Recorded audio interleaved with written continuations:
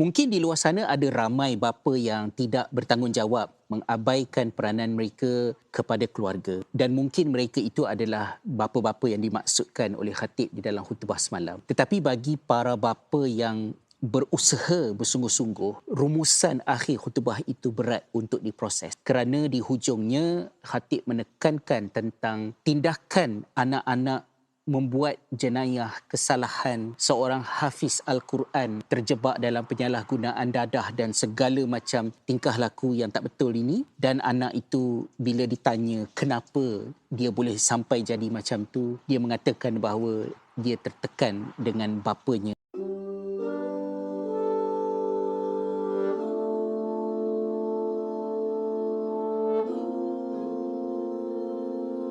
So itu adalah something yang very challenging untuk saya proses, kerana definitely sama seperti semua bapa lain yang ada dalam masjid semalam pasti akan bermuhasabah tentang keluarga masing-masing. Sebagai seorang bapa, saya cuba buat yang terbaik. Ketika di Malaysia, tekanan untuk berperanan sebaik mungkin dari segi keuangan, menyediakan bekalan keperluan, menyebabkan saya perlu melakukan pelbagai kerja yang akhirnya masa saya dengan anak-anak itu menjadi amat terbatas. Malah keinginan untuk memaksimumkan aspek tersebut juga perlu dikompromi kerana tawaran-tawaran kerja yang lebih lumayan pernah saya terima, tetapi kerana nature kerja itu memerlukan saya untuk travel ke Doha, ke Washington secara konsisten dan banyak meninggalkan keluarga, saya tidak fikir ia adalah apa yang boleh akhirnya memberikan kebaikan kepada keperluan keluarga kami. So itu masa dekat Malaysia, very challenging. Dan bila dah sampai dekat Finland,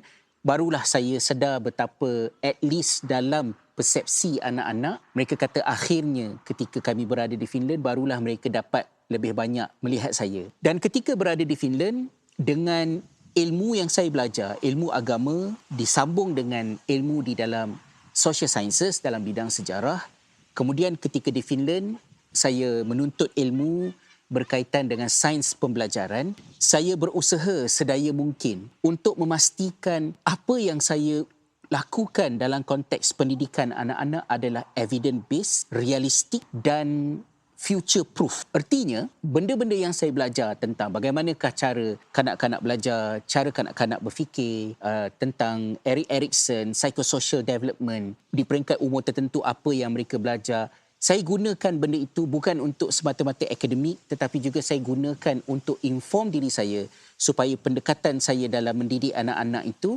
berasaskan kepada ilmu-ilmu ni tadi. Sebelum saya kongsikan apa yang saya tahu dengan masyarakat, saya make sure family, anak-anak, keluarga dapat yang pertama, manfaat daripada apa yang saya belajar. Ekoran daripada itu jugalah, maka ketika membuat keputusan untuk memberikan telefon kepada anak-anak kerana keperluan, keselamatan, especially kerana saya berseorangan dalam kebanyakan masa menjaga anak-anak kerana isteri bertugas di negara lain, menyedari akan adanya risiko di samping manfaat telefon smartphone ni tadi, telefon pintar ni tadi, maka kita support penggunaan telefon anak-anak tu dengan perbincangan, dengan ilmu, dan saya gunakan ilmu yang saya ada tentang teknologi untuk contohnya macam parental app control. Saya kawal dengan pemahaman anak-anak juga, bukan dipaksa ke ditekan ke macam tu, dibincangkan supaya mereka tahu apa yang saya sedang buat untuk mereka dan bukannya ke atas mereka. Contohnya parental control app itu, telefon anak-anak dikunci automatik pada pukul katakanlah 9 malam supaya mereka tidur awal. Kerana ilmu yang saya ada memberitahu bahawa tak ada maknanya pergi ke sekolah yang ada sistem pendidikan terbaik di dunia ke apa ke sekalipun makanan yang berkhasiat, semua kebaikan yang diperlukan oleh manusia seorang budak itu dapat, tapi kalau dia sleep deprived, tak tidur malam kerana main game, kerana sembang dengan kawan ke whatever lah kerja yang dia buat, dia akan bangun pagi dalam keadaan grumpy, bad mood, mengamuk, pergi sekolah mengantuk, otak dia akan slow untuk belajar, susah nak fokus. Bila performance dekat sekolah tak bagus, schooling experience tidak enjoyable, macam-macam lah masalah lain yang akan beranak dan boleh membawa kepada pelbagai masalah besar. As big as that. Memang patutlah Allah Ta'ala pun sebutkan dalam Al-Quran, Allah jadikan siang itu sebagai ma'asya dan Allah jadikan malam itu sebagai libasa, waktu untuk kita berehat. Itu asasnya, fitrah. Pelbagai pendekatan yang dilakukan, termasuk juga daripada aspek keagamaan. Saya gunakan ilmu agama yang saya belajar untuk bimbing anak-anak supaya mereka dapat menjadi Muslim secara praktikal yang mungkin tidak diketahui ataupun dipelajari oleh kawan-kawan mereka yang berada di Malaysia. Macam mana nak semayang di tempat yang 7 bulan salji, di sekolah yang tak ada surau, tak ada masjid, yang kalau semayang semua kawan tengok, perhatikan. Macam mana cara nak makan dekat sekolah dalam keadaan tidak ada makanan halal. Macam mana dari segi pergaulan tentang soal aurat, pakai tudung, tak pakai tudung.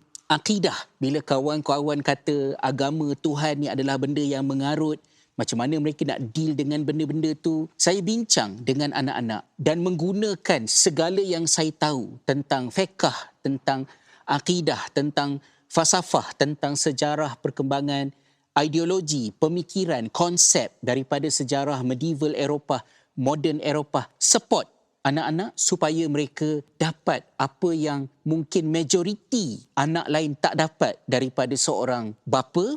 Saya harap itu adalah sesuatu yang valuable untuk mereka dan sedikit sebanyak saya boleh beritahu kepada Allah bahawa itu adalah di antara kerja keras yang saya buat untuk saya mainkan peranan dalam mendidik anak-anak. Dan keterbukaannya juga sampai kepada peringkat kita berbincang tentang benda-benda yang tabu, tentang murtad, tentang kesongsangan seksual, tentang keinginan anak-anak untuk nak cuba benda-benda yang haram, arak ke, zina ke, yang sangat common di keliling mereka. Saya jadikan diri saya sebagai seorang bapa yang open, selamat untuk anak-anak luahkan, bincangkan, kerana saya nak anak-anak jika ada masalah, they know the father is the one that they should go and ask. Dan saya buat sesungguhnya benda-benda ni tadi. Tetapi bila di satu peringkat anak-anak melanggar panduan-panduan yang kita berikan, kita kunci telefon pada pukul 9 malam. Tapi anak-anak ada cara untuk menembusi kawalan tersebut supaya dia tetap juga boleh berjaga malam ke apa ke.